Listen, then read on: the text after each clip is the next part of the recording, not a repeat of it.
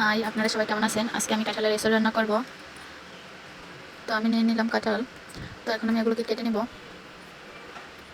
তো এঁচড় কাটার আগে বটি দিয়ে কাটলে আপনি বটিতে বা হাতে ভালো করে সরিষার তেলটা মেখে নেবেন, নয়তো কষ উঠবে না।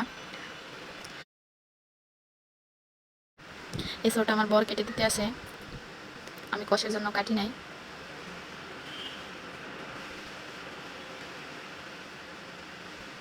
তো এভাবে করে আপনারা কেটে নেবেন। কোষগুলো কত বড় বড় হয়ে গেছে, তো দেখতেই পাচ্ছেন আপনারা কি সুন্দর করে কাটতে আসে।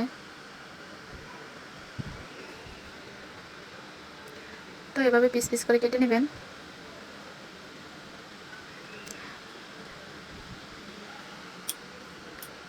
এরকম ছোটো ছোটো পিস করে কেটে নিলে রান্না করতে সুবিধা হয়, খেতেও মজার হয়। তো আপনারা এভাবে ছোটো ছোটো করে কেটে নেবেন। তো সবগুলো এভাবে করে কেটে নিলাম। তো এটাকে আমিও হলুদ দিয়ে আর কিছুটা লবণ দিয়ে সেদ্ধ করে নেব 5-7 মিনিটের মতো।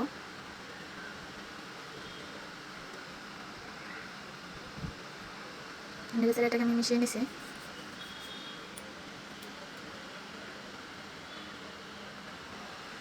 তো এভাবে করে সেদ্ধ করে নিলাম। এখন আমি জলটা ছেঁকে নিব। তো দেখতেই পাচ্ছেন আমি কীভাবে করে ছেঁকে নিলাম। তো কড়াইতে আমি তেল দিয়ে দিলাম। এর ভিতরে দিয়ে দিলাম পেঁয়াজ কুচি, কাঁচা লঙ্কা, শুকনো লঙ্কার গুঁড়ো, হলুদের গুঁড়া, পরিমাণ মতো লবণ। এটাকে আমি নেড়েচেড়ে মিশিয়ে নিব।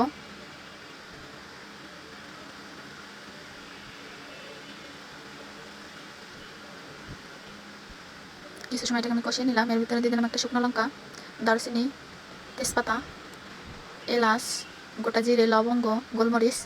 তো সবগুলো আমি দিয়ে দিলাম। এরপর দিয়ে দিলাম আদা বাটা, রসুন বাটা, জিরে বাটা। তো এরপর আমি এগুলোকে মিশিয়ে নিব নেড়েচেড়ে। তো এবার ভালো করে আমি মিশিয়ে নিলাম। কিছু সময় জাল দিয়ে নিব। দিয়ে দেবো ধনিয়ার গুঁড়ো আর জিরে গুঁড়ো। তো সবগুলো আমি আবার ভালোভাবে নেড়েচেড়ে মিশিয়ে নিলাম। এখন আমি মশলাটা কষানোর জন্য দিলাম টক দই। টক দইটা দিয়ে আমি নেড়েচেড়ে সবগুলোর সাথে মিশিয়ে নিব।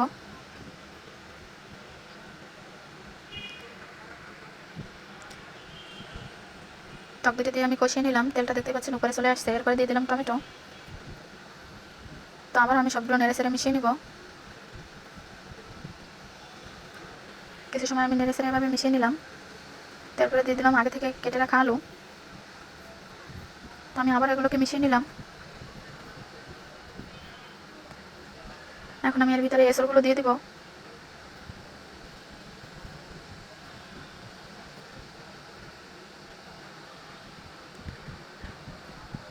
দিয়ে দিলাম মুরগির ঠ্যাং, কলিজা। এগুলো দিয়ে আমি ভালোভাবে নেড়েচেড়ে মিশিয়ে নিব। তো এখন আমি কাঁঠালের এঁচড়গুলো দিয়ে দিব।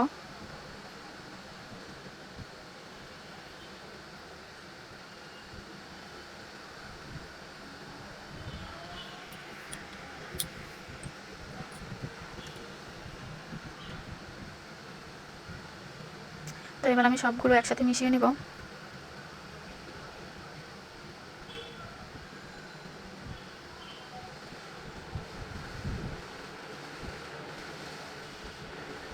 তো এইভাবে করে আমি নেড়েচেড়ে মিশিয়ে নিলাম। তো আপনারা এভাবে নেড়েচেড়ে ভালোভাবে মিশিয়ে নেবেন।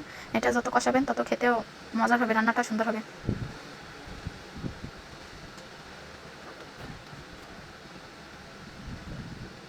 তো আমার কষানো হয়ে গেছে।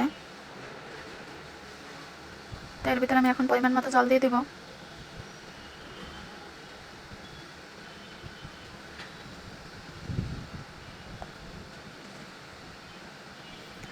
পরিমাণ মতো আমি জল দিয়ে দিলাম। তো আমি আবার একটু নেড়ে ছেড়ে দিলাম। তো এটাকে আমি এখন 10 মিনিটের মতো জাল দিয়ে নিব।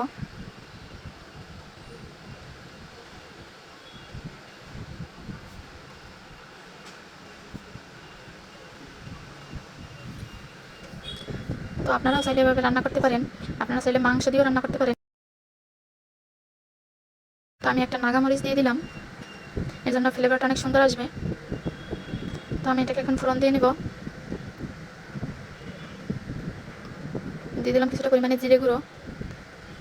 তো আমি এবার সবগুলো একসাথে নেড়ে ছেড়ে আবারও কিছু সময় জাল দিয়ে নিব।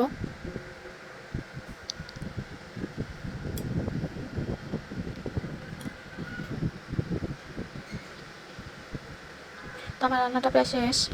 আপনারা এভাবে ঘরে বসে রান্না করে খেতে পারেন।